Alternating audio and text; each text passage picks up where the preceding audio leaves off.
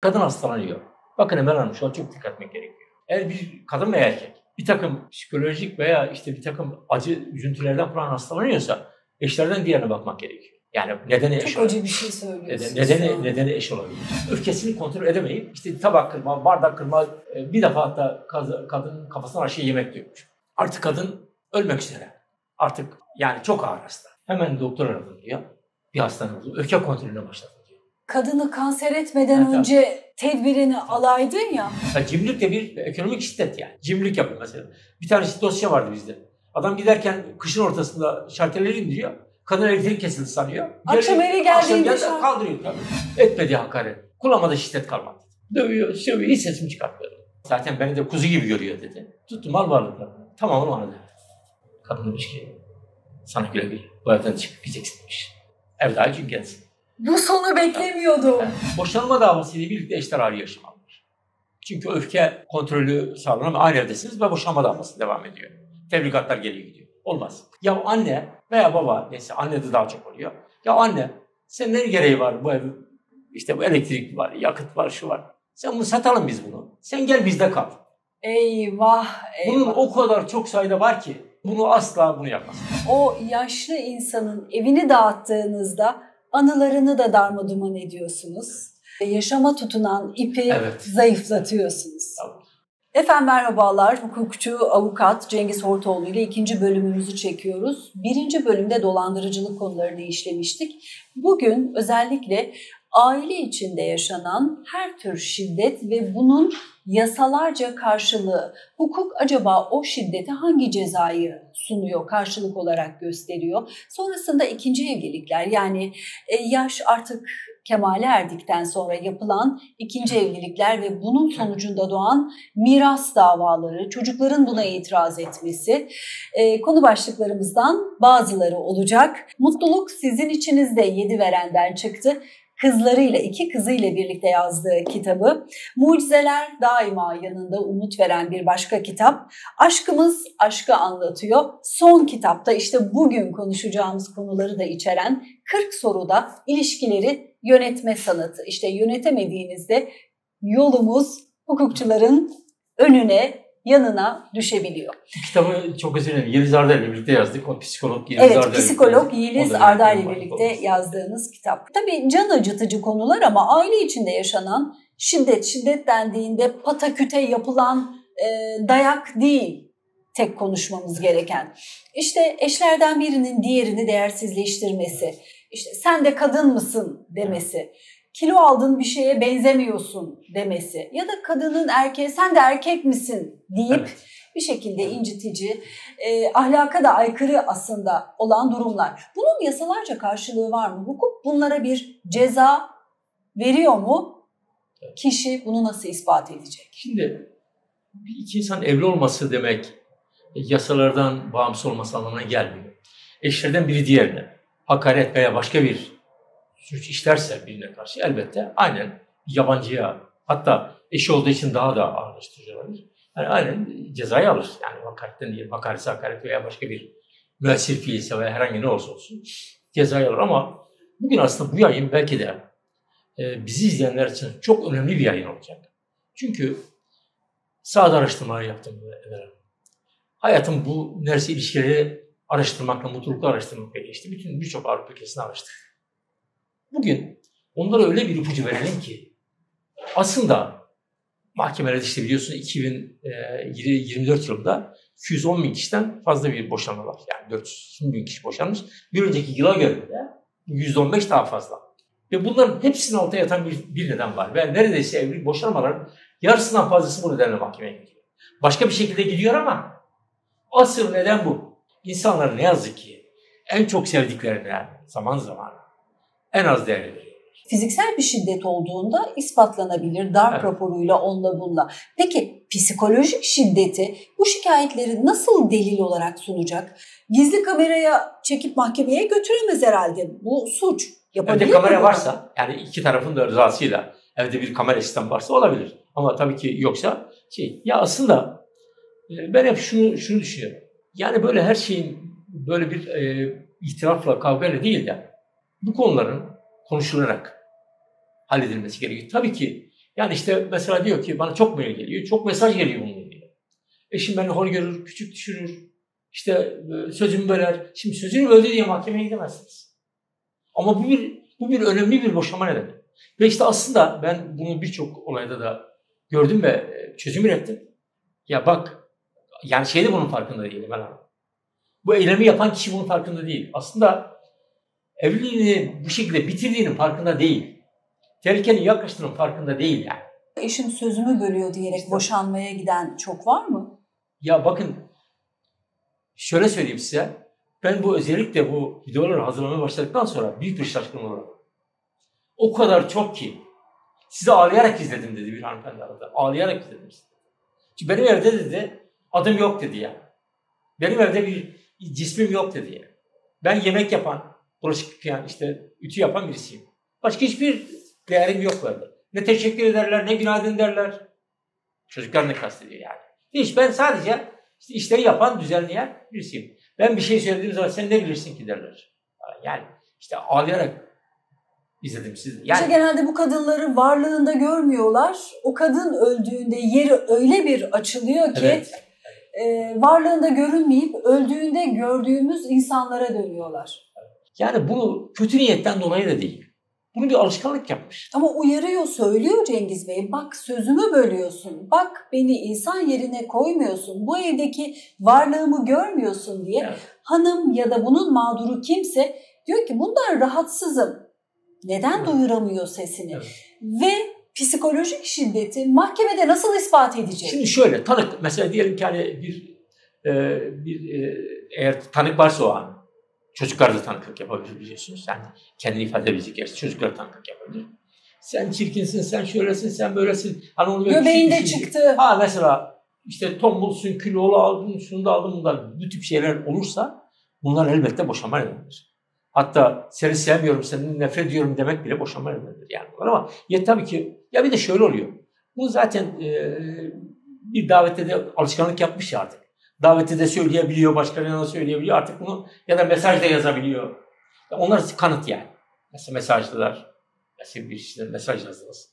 Şöylesin böylesi, o kanıt, onlar tabii kanıt. Yani bir şekilde kanıtlanır. Ben asıl şey diyeyim yani, ya evlilikler bu kadar basit bir nedenle bitiyor. Mahkemeye gelene kadar çok kararlı durup da mahkemede cayan ya da son pişmanlıkla ben ne yapıyorum deyip vazgeçen var mı? Çok var.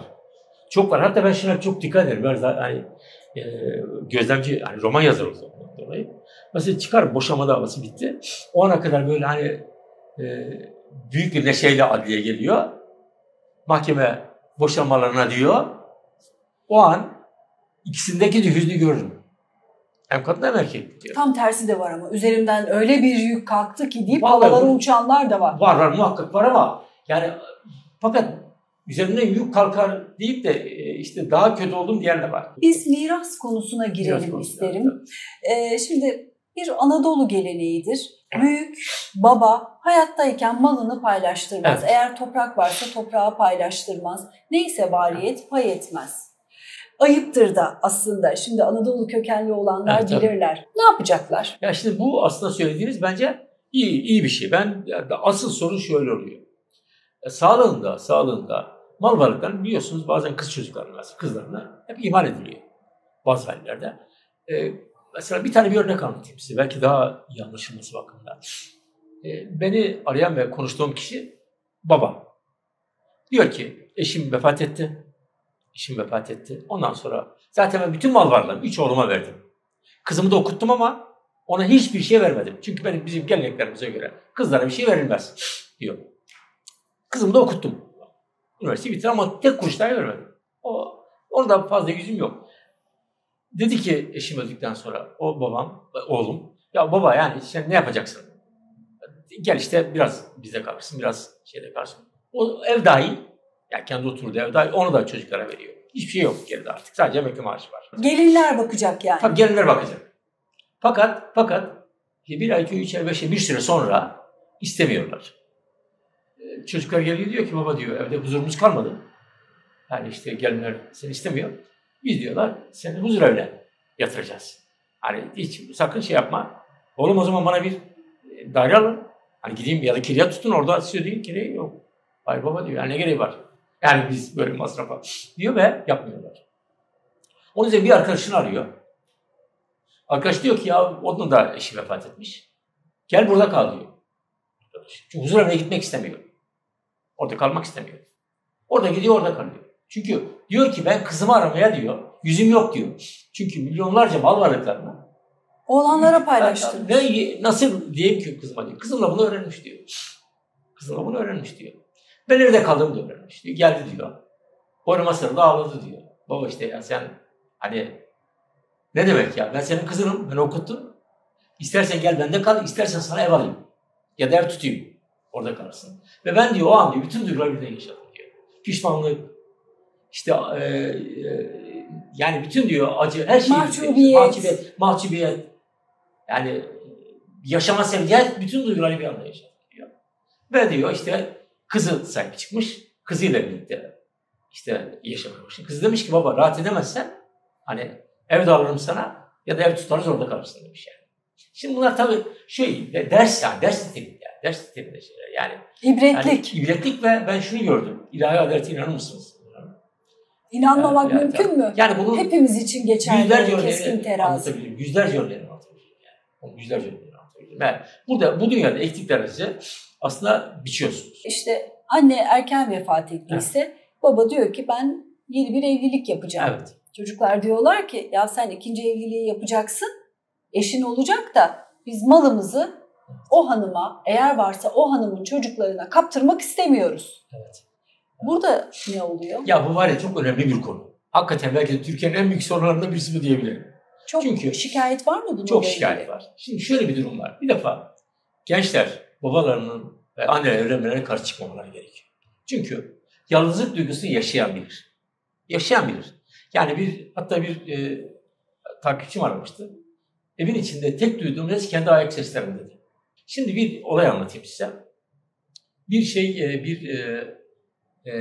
Zengin bir iş insanı. Çocuklar da zengin. İlla evleneceğim diyor. Çocuk diyor ki baba diyor tamam diyor evlen ama bir diyor test et diyor. Yani test edelim diyor. Bakalım diyor gerçekten hani seni sevdiği için mi evleniyor? Bir tane kadınla tanışıyorlar çünkü birisi tanıştırıyor. Parana mı geliyor? Parana mı geliyor diyor. Buluştuk diyor. Ve diyor ona dedim ki ben ya sana kötü bir haberim var. İşte ben iflas ettim. Her şeyimi kaybettim. Ama merak etme. Küçük bir daire var. Orada yaşarız. İşte emekli maaşımızla da geçiniriz dedim. Ve tabii ki kıyamet kopuyor. Ve derhal tabii kadın ayrılıyor kadın. İstemiyorum ben bunu. İstemiyorum diyor. Ayrılıyor. Evliliklerde nafaka konusu üzerine çok tartışılan bir konu. Bir de öyle netameli ve farklı versiyonları olan bir mesele ki işte normal bir memur 15-20 bin, 30 bin öderken koca bir iş adamı 5 bin lira ödeyebiliyor. Bu neye göre belirleniyor? Bir defa bir tek kişi dahi mağdur olmamalı. Yani kadın mağdur olmamalı. Bunun sonucunda. Neden? Şimdi benim önerim şuydu. Dedim ki bir süre belirlenir. Çünkü ya öyle bir şey evvel alıyor, öyle dramlar yaşanıyor ki. İkinci eş mesela merdiven sürüyor ilk eşin nafakasını ödemek için. Yani tabii zengin kesimde fazla bir sıkıntı olmuyor da yoksul kesimde büyük bir sıkıntı yaşanıyor. Ve çocuğun bir tane çok ilgimi çekmişti. O çocuk üniversite bursunu babasına veriyor. Cezaevine girmesin diye. Çünkü cezaevi var bir de. Nafakayı ödeyemediğinde 3 ay hapis cezası var. O da ayrı bir dram yani. Adamı cezaevine atıyorsun. Zaten ödeyemiyor. Bir de cezaevine kalıyor. Nasıl ödeyecek? Nasıl ödeyecek yani? 3 ay nafakayı ödemezse cezaevine mi giriyor? 3 aylık hapis cezası onun bir kısmını yatıyor. Ne kadar? Kaç ay ödemezse? Bir ay ödemez işte. Bir ay ödemezse cezaevine giriyor. Ödemediğinde tabii icra bu mahkemeye gidiyor ama dava sırasında öderse yine kurtuluyor. Ama hiç ödemezse tabii o zaman hapis cezasına tedbir hapis cezası veriliyor.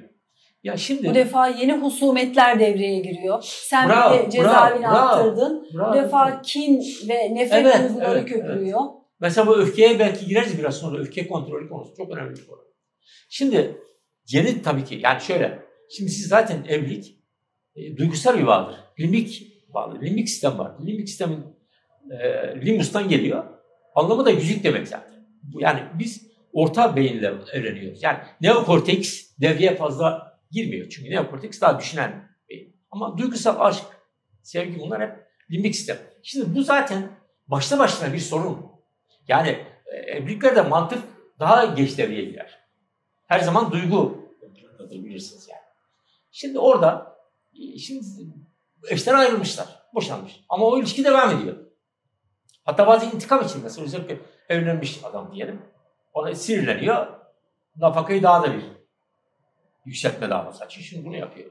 Şimdi ayrıldığı eşi yeni bir evlilik yaptığında sinirleniyor. Nafakayı yükseltmek için dava açıyor. Tabii. Gerekçesine yetmiyor bu para bana. Şöyle yetmiyor. Yani tabii yetmiyor diyor. Şunu diyor, bunu diyor. Ya bir tane bir kadın geldi bana. Koruması falan var. Özel şoför koruma, otomobil, lüks bir otomobil falan. Ya kadın o zamanlar, bunlar herhalde 6-7 yıl oldu. 500 lira veya 1000 lira nafaka almak için 1 milyon harcarım diyor. Yani işte avukat tutmak istiyor. Beni nafaka artırım davası. Bak anne hasta olmuş bu uğurda. Baba hasta olmuş. 2 saat 3 saat uğraştım orada kendisiyle. Dedim ki bak bunun sana bir yararı yok. Senin eşinin kulağından tutup bütün her tarafı dolaştırırsın ama sen de beraber dolaşırsın. Bunun bir yararı yok. Bırak herkes kendi yoluna gitsin. İntikam yani pantolona kadar alacağım düşüncesi. Büyük bir hata. İki tarafın da hayatı zehir oluyor. Evlendiği eşinin başka bir insandan, daha önceki evliliğinden çocuğu varsa yeni evliliğinden mal o çocuklarda alır mı?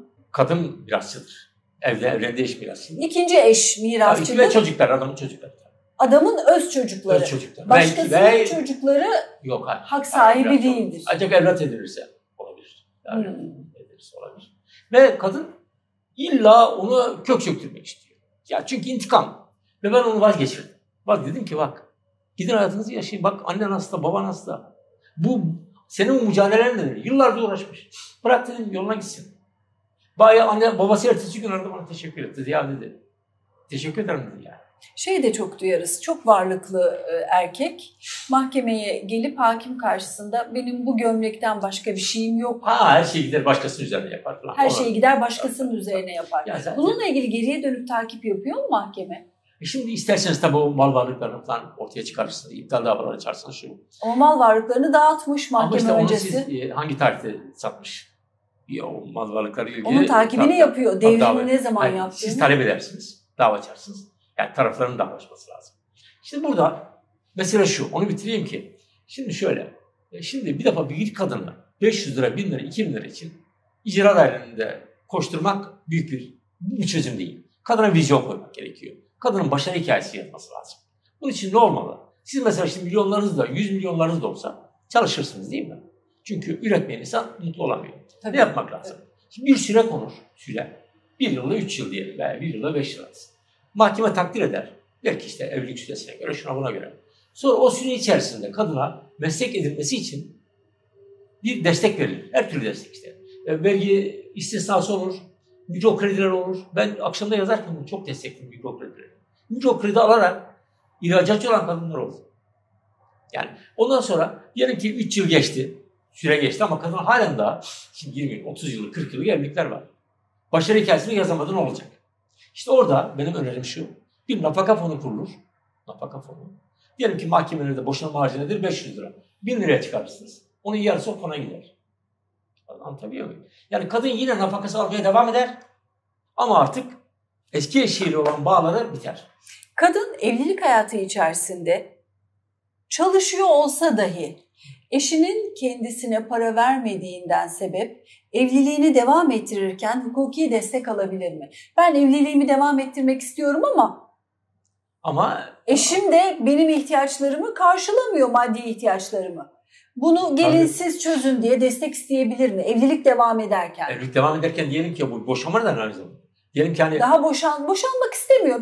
Konuşarak da çözemiyor. Hukuktan yardım istiyor. Diyor ki bu insan bana para vermiyor. Ben boşanmak da istemiyorum ama gelin siz çözün. Tamam. Hayır tabii onu gidersiniz. Böyle bir hakkı var mı kadının? Tabii dersiniz ki mahkeme tedbir nafakası istersiniz. Ama aynı evdeler. Evlilik devam ediyor. Tabii destek vermiyorsa. Ama bunu ilahiye devam ettirmek anlamlı değil. Onu bir boşama davasıyla birlikte yani daha açtığımız zaman nereye kadar tedbir nafakası? Zaten evlilik devam ederken asla Emel Hanım ben dava açılmasını tavsiye etmiyorum. Çünkü o evlilikte büyük riskler olur. Çok büyük riskler olur. Böyle kızgınlıklar, karşılıklı öfkeler falan. Yani hatta ben şeyler olabilir. Boşanma davasıyla birlikte eşler ayrı yaşamalı. Çünkü öfke kontrolü sağlanamıyor. Aynı evdesiniz ve boşanma davası devam ediyor. Tebrikatlar geliyor gidiyor. Olmaz. Hukukta evin geçimi erkeğe mi aittir? O geçti artık, o kalktı. Evin reisi erkektir düşüncesi gitti artık, öyle bir şey yok. Hani eşler müşterek, hayat müşterektir artık. Öyle bir şey yok. Yani erkek kadının ihtiyaçlarını, maddi ihtiyaçlarını karşılamak zorunda değil. Ama şöyle, evin ihtiyaçlarına. Yani kadın derken mesela diyelim ki hani mutfak ihtiyaçlarını erkek mi işte karşılamalıdır? nafaka talep edersiniz.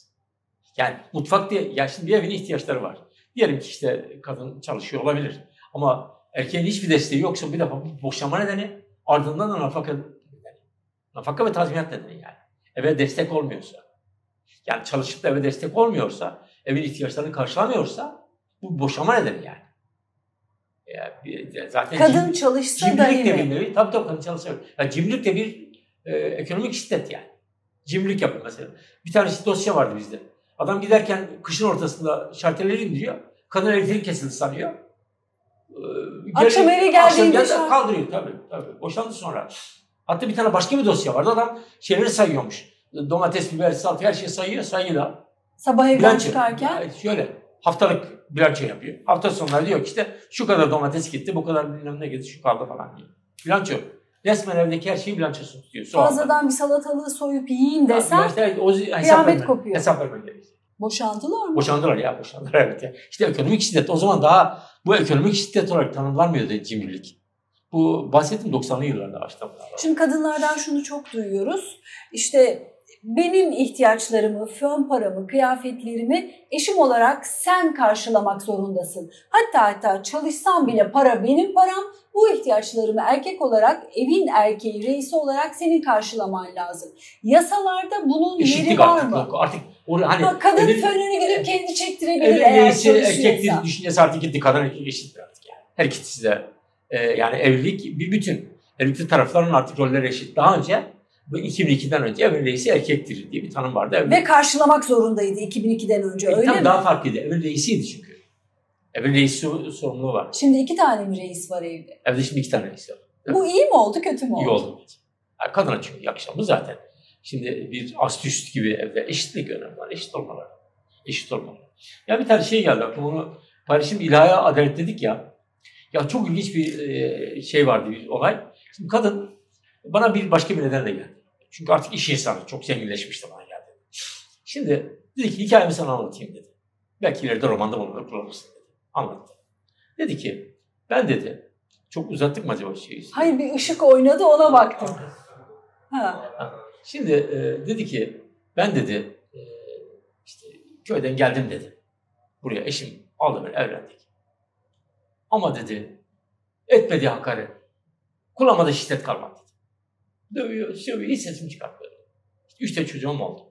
Ne yapayım, beğenmiyor muymuş da onun için mi dövüyor? Hayır, şiddetli adam, karakter bu. Yani aşağılıyor, hor görüyor falan filan. Çok zengindi. Çok zenginmiş adam. 3 tane çocuğum oldu. Ama gideceğim bir yer yok çünkü ailem de yoksun. Köyden geldim. Ailem de yoksun. Ben nereye gideyim? Yani mecburen işte katlanıyorum kaderim. Artık benim bu kaderim değişmez dedim. Ama dedi en karanlık zamanlarda en parlak yıldızlar doğarmıştı. Ne oldu dedim. Eşim dedi iflasla karşı karşıya kaldı dedi. İşler ters gitti dedi. Dedi ki kime devredecek malları? Kime devredecek? Hanımına devredecek. Dedi ki tabii yani baş çaresi yok. Dedi ki bak zaten beni de kuzu gibi görüyor dedi. Kuzu gibi görüyor beni dedi. Tuttu mal varlıklarını. Tamamını ona dedi. Tamamını. Her şey. İflasla birlikte elden gitmesin diye. Gitmesin diye. Borçlarını yani borç ödememek için. Borç ödememek için. Sonra işlerini yoluna koydum. İşte borçlarını taksit bilmem ne hallettikten sonra dedi ki hadi gidelim şeye. Tapuya da yeniden mal varlıklarını ver. Hesapları dahil yani. Bütün parayı, her şeyi. Kadın demiş ki sana güle güle. Bu evden çıkıp gideceksin demiş. Ev daha için gelsin. Bu sonu beklemiyordum. Evden gideceksin demiş. Ve tabii ki eğer en ufak şekilde biliyorum çünkü burası benim evim. Sen dışarı attırabilirim demiş kadın. Yani bütün ev değil. Bütün mal varlıklarını. Beğenmediği köylü kızı. Tabii evet yani mantık kadın kendini eğitmiş, yetiştirmişler. Bir de insanlar var ya acılardan çok şey öğreniyor. Ve sonra bunu takdir ettiğimi söylemiyorum ama işte bazen böyle şeyler olabiliyor. Sonra tabii bakıyor ki adam hani patriotik çıkarttığı zaman hemen polis çağırıyor. Çünkü haliyle diyor ki şiddet kullanıyor diyor ve boşanma davası açıyor. Ve boşanıyordu. Şeyden işte. O zaman Mallar kadında. O zaman da bu paylaşım, yani bu 2002'deki yasa daha çıkmamıştı, yani paylaşım çıkmamıştı. Ve sonra da boşanıyor. Adam yalvarıyor, yakarıyor ve kadın şunu yapıyor kendisine. Sen de şunu yapabilirsin diyor. Bir de bir iş yeri diyor. İş yeri için sermaye ve diyor bir ev daire alalım sana diyor. Büroda bir salon daire alıyor kendisine, adama. Ve kendisi de şirket dahil her türlü şeyin kontrolü kendisi yapıyor. Ve iş insanı oluyor ve çok da başarılıydı bana geldiğinde. Bana başka bir sözleşme yaptırmak için gelmişti o zamanlar. Yani. Mahkeme salonunda kadınlar mı daha agresif, erkekler mi? Mahkeme salonu ikisi de agresif olmuyor ya. Zaten genellikle yani o agresifliği şeyde... Öncesinde mi yapıyor? Öncesinde tabii, yani mahkemede zaten derhal şey olur orada, dışarı atılır. Bir şey söyleyeceğim size bunu. Öfke kontrolü var ya, öfke kontrolü. Aklınıza gelecek her konuda çok önemli. Aynı fikirdeyim. Trafikle ilgili, evle ilgili. Her kulvarda. Ya bakın, şunu söyleyeyim size. Eşlerden birisi çok hastaysa, işte çok ağır bir hastalığı varsa, kanserdir, şudur. Diğer eşin tutumuna bir bakmak gerekiyor yani. Bir tane bir olay vardı. Öyle bir olay vardı. Onunla ilgili. Kadın çok ağır hasta. Ve bana bunu anlatan kim biliyor musunuz? Eşi. Kadın değil yani. Sürekli adam yani çok iyi bir insanmış kendisini anlatana göre kendisi. Ama öfkesini kontrol edemeyip işte tabak kırma, bardak kırma, işte bir defa hatta kadının kafasına aşağı yemek dökmüş. Anlatıyor bunları. Kendisi ama iyi bir insan anlatıyor. Ama yani ben işte cömertim, şöyle diyeyim böyleyim ama öfkemi kontrol edemiyordum. Ne yaptım bilmiyorum. Ondan sonra özür diliyor, hayat devam ediyor. Ve kadın hastalanıyor. Bakın Emel Hanım, şu an çok dikkat etmek gerekiyor. Eğer bir kadın veya erkek bir takım psikolojik veya işte bir takım acı üzüntülerden falan hastalanıyorsa eşlerden diğerine bakmak gerekiyor. Yani nedeni eş çok acı bir şey söylüyorsunuz. Nedeni eş olabilir. Çünkü birlikte siz başka birisinin, bakın yani dışarıdan birisinin sözleri sizi etkilemez Emel Hanım. Saldırısı bile etkilemez, unutur gidersiniz ama önem verdiğiniz insanların her davranışına irdelersiniz. Bir de sürekli muhatap olduğun düzenli bir Çin işkencesi gibi muamele varsa. Evet. Artık kadın ölmek üzere. Artık yani çok ağır hasta. Çok ağır hasta. Hastalığını söylemek istemiyorum çünkü insanlar da bundan şey olmasın. Hasta ismini çok fazla hastalık ismini söylemek istemiyorum. Ve diyor ki doğum günüydü. O gün diyor. Dedim ki diyor, ne istersin? Çok duygulandım gerçekten olay beni. Ne istersin hayatım dedim diyor benden. O da cebine bir kağıt koymuş. Ama o farkında değil o an. Bir şey istemiyorum demiş. Kağıdı arabaya gittim açtım diyor. Huzur yazmış. Huzur. Sadece huzur diye yazmış. Anladım, mesajı almıştım diyor. Hemen doktor aradım diyor. Bir hastane oldu. Öfke kontrolüne başladım diyor. Ve diyor, öfke kontrolüne başladığımı diyor, kendisine mesajla bildirdim randevumu diyor. Eşime diyor. Bir aydan beri yatakta olan eşim diyor, ilk kez o gün diyor ayağa kalkmış bana sofra hazırlamıştı. Yani kadını kanser etmeden önce tedbirini alaydın ya. Yani öfke kontrolüne hediye etmiş doğum gününde. Kendisinin öfke kontrolüne başlamasını hediye etmiş. Ve ben seans saatlerine her şeyi bildirdim diyor. 3 ay boyunca devam edecek diyor. Bu gün canlandı diyor. Belki de daha erken diyor bunu yapsaydım diyor kurtulacaktı diyor yani. Ben arada henüz daha yaşıyordu. Ben arada yaşıyordu. Ben ama doktorlar tabii çok hani artık evde kalsın. Yapılacak şey kalmadı. Ama canlanmış ve teşekkür etmiş kendisine kadın. Keşke onu yıllar önce yapsaydım demiş yani. Kafasından aşağı yemek dökmüş ya, sıcak yemeğe düşün. Ah Cengiz Bey. Kaç tane bardak tabak falan kullanmış. Yani bıçak çekmiş falan yapmış o. Yani bakın öfke kontrolü o yüzden çok önemli. Mesela Emel Hanım uzaklaştırma kararı veriliyor. Uzaklaştırıyorsunuz. Şimdi adam kendini haklı görüyor. Bakın herkes kendisini haklı görür. Diyor ki bana bu nasıl? Gidiyor otelde kalıyor. Arkadaşına kalıyor. Perişan gibi görüyor. Hatta etraftan da belki sana ya sana bunu işi niye yaptı falan da diyor. Haklı veya haksız ben düzen durmuyorum. Mahkemelerde bu öfke kontrolü zorunlu hale gelmeli. Yani psikolojik yardım. Öfke konuda değil mi? Psikolojik yardım. Hem kadın hem erkek için. Hem kadın için de. Şimdi bak ne oluyor biliyor musunuz? Önemli bir şey söylüyorum bakın. Asıl şiddetin nedenini sizinle paylaşıyorum. Gidiyor 3 ay, 4 ay ayrı kalıyorlar. Bir daha uzaklaştırıyorsun, bir daha uzaklaştırıyorsun. Neyse. Daha bir gerilmiş vaziyette. Öfke dolu geliyor. Diyorsunuz ki süre bitti. Artık birlikte yaşayabilirsin. Git yaşa. Git yaşa. Olmaz bu. Olmaz. Kurda kuzuyu ver. Olmaz. Bakın öfke kodu nedir biliyor musunuz? Öfkenin merkezi genel limbik sistemdir. Öfkeyi siz kontrol edemediğinizde yani neokorteks devreye girdiğinde artık işten geçiyor. Hatta ben bu konuda çok araştırma yaptım. Cinayetler, adam vurmalar, işte şunlar, suçlar, birçok suç böyle fevri hareketler yapan suçlar. Ne oluyor biliyor musunuz Emrah?